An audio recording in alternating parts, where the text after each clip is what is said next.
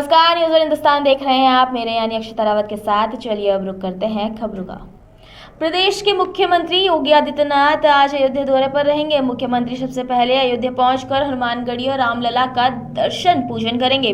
राम मंदिर का दर्शन के बाद निर्माण कार्य को भी देखेंगे। फिर उसके बाद सुग्रीव किला में नवनिर्मित श्री राजगोपुरम का अनावरण करेंगे, जिसको लेकर जिला प्रशासन और पुलिस प्रशासन की तैयारियों का जायजा लिया गया।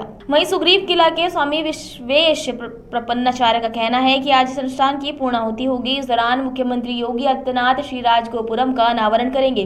इस मौके पर श्रीमद परमहंस श्रीरंगम भी मौजूद रहेंगे। महोत्सव में रामनगरी के प्रमुख धर्माचार्य भी अतिथि के रूप में शामिल होंगे। माननीय मुख्यमंत्री जी का आगमन है। यहाँ करीब वो 2 बजे आएंगे। आरंभ में द्वार से लेकर के यहाँ तक एक स्वागत सम्मान समारोह है। बाजे गाजे के साथ यहाँ आएंगे। ये गरुड़ स्तंभ की परिक्रमा करेंगे। फिर यहाँ आकर के ठाकुर जी का दर्शन लाभ प्राप्त करेंगे। पूज्य गुरुदेव भगवान के विग्रह के ऊपर माल्यार्पण करेंगे और तत्पश्चात वार्ता होगी। कुछ देर बैठेंगे, सूक्ष्म जो भी जलपान वगैरह लेना होगा उनकी इच्छा पर निर्भर है, वो लेंगे।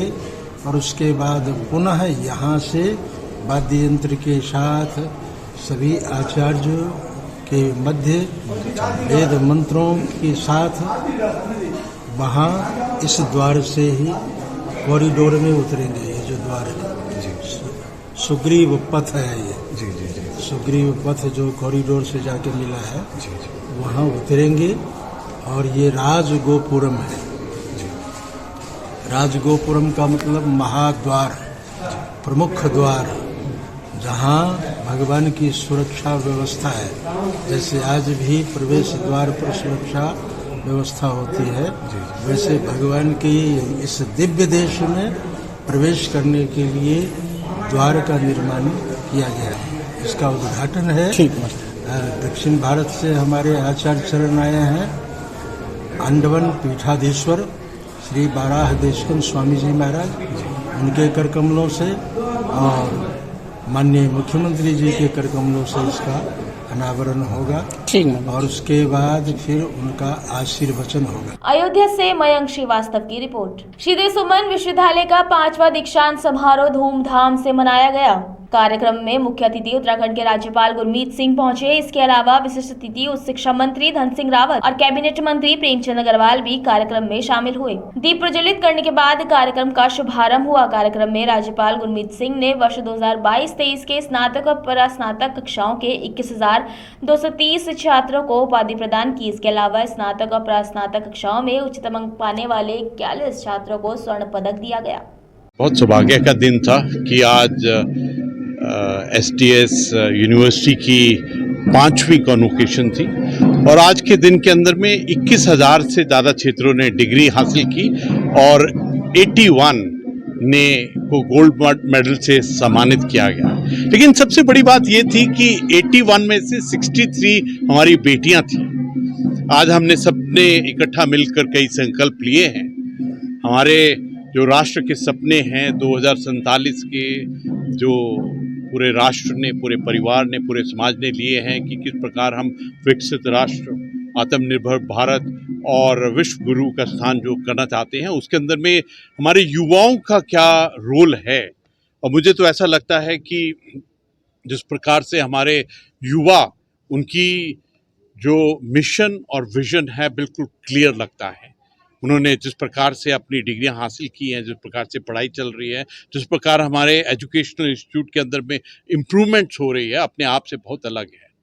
आज उनसे ये भी एज ए परिवार हमने साझा किया कि किस प्रकार हमको टेक्नोलॉजी, आर्टिफिशियल इंटेलिजेंस, इन सब को अपनी सांस्कृतिक और हमारी धरोहर के साथ में जोड़ना बहुत ज़रूरी है।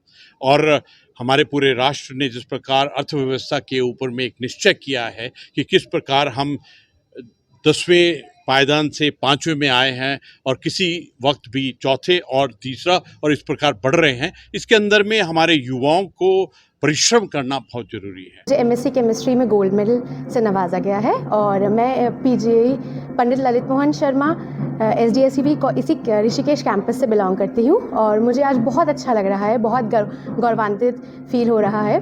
और मैं इस चीज़ के लिए अपने सारे प्रोफेसर्स, अपने VC सर और स्पेशली अपने माता पिता को इसके लिए धन्यवाद देना चाहूँगी। हमारी यूनिवर्सिटी इसी क्षेत्र में आगे बढ़ रही है, रिसर्च का और भी तेज़ी से काम बढ़ रहा है, तो हम चाहेंगे कि इसी फील्ड में बच्चे और आगे को मेहनत करते रहें। देखिए, किसी भी छात्र छात्रा के जब वो अपनी डिग्री हासिल करता है तो उसके दिमाग में भाव रहता है उसको दीक्षांत समारोह के माध्यम से उसको डिग्री मिले।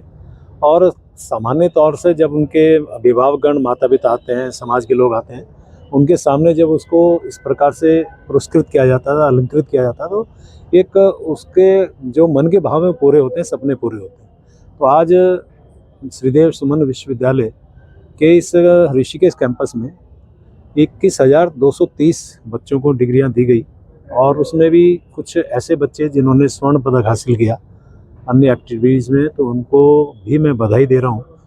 खुशी की बात यह है कि 81 उन बच्चों में से 63 हमारी बालिकाएं हैं।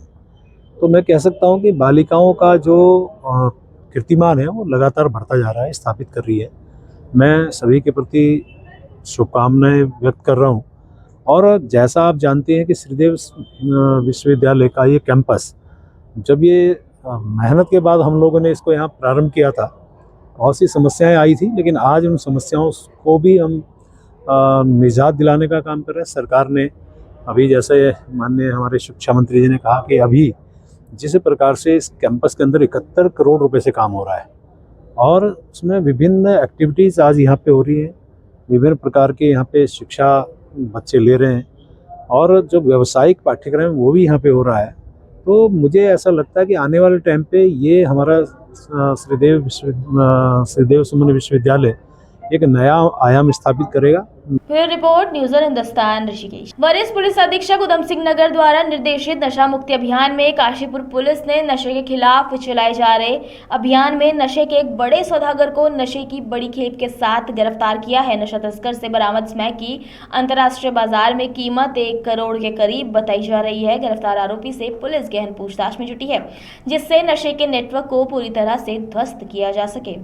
वहीं वरिष्ठ पुलिस अधीक्षक मणिकांत ने बताया कि गिरफ्तार आरोपी पूर्व में भी कई बार नशे की तस्करी में जेल जा चुका है, जो बरेली से नशे की खेप लाकर यहां काशीपुर समेत आसपास के क्षेत्रों में बेचने का काम करता था। उन्होंने कहा कि काशीपुर पुलिस ने बेहतर काम कर एक बड़े नशा माफिया को पकड़ा है। हमें उम्मीद है कि हमारी पुलिस इसी तरह अवैध नशे के नेटवर्क को ध्वस्त कर जनपद को नशा मुक्त बनाने में सफल होगी। चेकिंग के दौरान काशीपुर पुलिस और SOG की मदद से एक व्यक्ति गिरफ्तार किया गया, जिसका नाम मोहसिन है और इससे 306 ग्राम स्मैक बरामद हुई, जिसकी कीमत अंतर्राष्ट्रीय बाजार में 1 करोड़ रुपए के करीब है। इसकी पूर्व में भी कई जगह से सूचना प्राप्त हुई।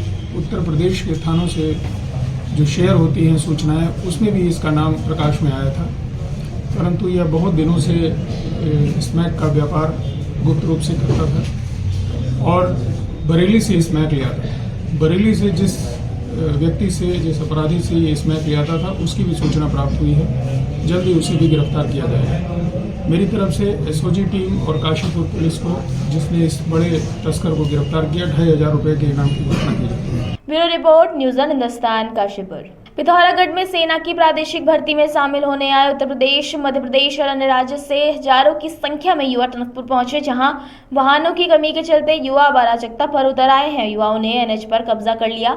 युवाओं के द्वारा जबरन वाहनों पर कब्जा किया जा रहा था तथा सड़कों में पत्थर डालकर जबरन वाहनों को भी रोका गया, जिस कारण वाहन चालक व यात्री दहशत में आ गए। लोगों ने बताया कि भर्ती में आए युवाओं ने ककराली गेट से लेकर सुखीडाक तक सड़क में अराजकता का माहौल बनाया हुआ था। जबरन उनके वाहनों को रोका जा रहा था, पर पुलिस प्रशासन के द्वारा NH में चलने वाले वाहनों व यात्रियों की सुरक्षा के लिए कोई उपाय नहीं किए गए, जिस कारण वाहन चालकों व यात्रियों में काफी डर का माहौल है। लोगों ने पुलिस और प्रशासन से अराजकता पर अंकुश लगाने की मांग की है। वहीं पुलिस के द्वारा हल्का बल का प्रयोग किया गया, जिसमें कुछ युवा भी चोटिल हुए।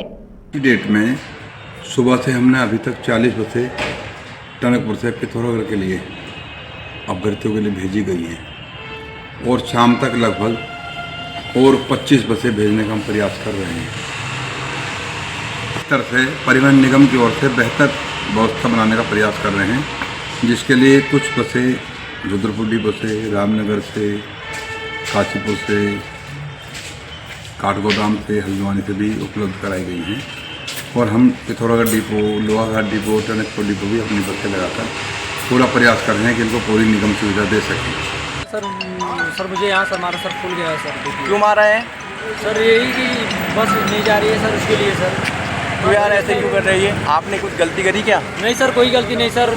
यहाँ सर बहुत लोग दूर दूर से आए हुए हैं सर, दूर से आए हुए हैं, सोच रहे हैं जाए तो भर्ती दे। Bureau report, news on Hindustan, Tanakpur. पहाड़ों की रानी मसूरी में भारत के प्रथम महिला प्रधानमंत्री स्वर्गीय इंदिरा गांधी की जयंती धूमधाम के साथ मनाई गई। इस मौके पर कांग्रेस कार्यकर्ता मसूरी शहीद स्थल पर एकत्रित हुए और स्वर्गीय इंदिरा गांधी की मूर्ति पर माल्यार्पण और पुष्पांजलि कर उनकी श्रद्धांजलि अर्पित की और इंदिरा गांधी अमर रहे के नारे भी लगाए। मसूरी शहर कांग्रेस अध्यक्ष अमित गुप्ता ने कहा कि भारतीय राजनीति के इतिहास में इंदिरा गांधी को विशेष रूप से याद रखा जाता है। उनकी मान्यता इतनी थी कि विपक्ष के नेता होते हुए भी पूर्व प्रधानमंत्री स्वर्गीय अटल बिहारी वाजपेयी ने उन्हें दुर्गा के अवतार की संज्ञा भी दी थी। एक तेज तर्रार, त्वरित निर्णय क्षमता और लोकप्रियता ने इंदिरा गांधी को देश और दुनिया की सबसे ताकतवर नेताओं में शुमार कर दिया था। इंदिरा गांधी को 3 कारणों के लिए देश सदैव याद करता है। पहला, बैंकों का राष्ट्रीयकरण, दूसरा, पाकिस्तान को पराजित कर बांग्लादेश का उदय करना व तीसरा, राजा रजवाड़ी प्रथा को समाप्त करना। हमारे देश की प्रथम महिला प्रधानमंत्री जिन्होंने महिलाओं को एक सम्मान दिया, महिलाओं की एक पहचान इस देश में बनाई और प्रधानमंत्री के रूप में उन्होंने जो अग्रणी कार्य किए हैं, जिनको आयरन लेडी के नाम से भी जाना जाता है, उन्होंने इस देश के विकास के लिए निश्चित रूप से एक ऐसा योगदान दिया है जो अविस्मरणीय है, जो कभी नहीं भुलाया जा सकता। और हम समस्त देशवासियों से और आने वाली पीढ़ियों से अनुरोध करते हैं कि इन महापुरुषों को समय समय पर याद करना चाहिए और उनके बताए हुए रास्ते पर चलकर इस देश के विकास में अपनी भागीदारी निभानी चाहिए। मेरे द्वारा जब निवर्तमान अध्यक्ष थे, उनको भी इस संज्ञान में लाया गया था कि इस चौक का सौंदर्यीकरण किया जाए, यहाँ एक सुंदर चबूतरा बनाया जाए, जिससे जो हमारे महापुरुषों की जो मूर्तियाँ हैं उनकी कहीं अवहेलना ना हो और उनका रख रखाव किया जाए। और उसको देखने के लिए भी बात करी थी। उसके पश्चात मैंने ईओ को भी इस संबंध में कहा, कई बार निरीक्षण भी कराया, लेकिन मुझे लगता है कि कहीं भी किसी के भी कान पे जू नहीं रेंगती और सिर्फ मूर्तियाँ स्थापित करने से हम उन महापुरुषों का सम्मान नहीं करते। उन महापुरुषों का सम्मान करने के लिए हमें समय समय पर उनकी देखरेख और उनके रख रखाव के लिए भी कार्य करना चाहिए। Bureau report, news on Hindustan, Mussoorie. बने रहिए खबरों में, देखते रहिए न्यूज़ ऑन हिंदुस्तान। तब तक के लिए नमस्कार। आप देख रहे हैं न्यूज़ वन हिंदुस्तान। जिला प्रशासन के सहयोग से डलमऊ नगर पंचायत द्वारा आयोजित प्रांतीय कार्तिक पूर्णिमा मेला एवं डलमऊ महोत्सव में आए समस्त श्रद्धालुओं एवं रायबरेली जनपद वासियों का हार्दिक स्वागत एवं अभिनंदन। आप सभी श्रद्धालुओं से अनुरोध है कि इस महोत्सव को सफल बनाने में प्रशासन का सहयोग करें।